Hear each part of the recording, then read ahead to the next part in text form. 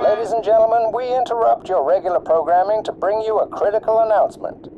Reports have come in regarding a potential interdimensional breach involving hostile alien organisms known as HeadCrabs. HeadCrabs are parasitic creatures that attach themselves to the heads of unsuspecting victims, taking control of their central nervous systems and turning them into mindless zombies.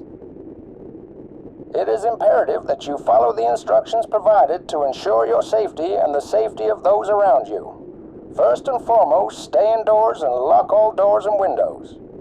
Do not attempt to engage with or approach any HeadCrab-infected individuals. If you see someone displaying symptoms of a HeadCrab infection, such as erratic behavior and HeadCrab attachment, maintain a safe distance and report it immediately to local authorities. Authorities are establishing safe zones in various locations across the city. If you are near one of these designated safe zones, proceed there immediately. Follow evacuation routes and cooperate with law enforcement personnel and emergency responders. We cannot stress this enough. Do not take this threat lightly.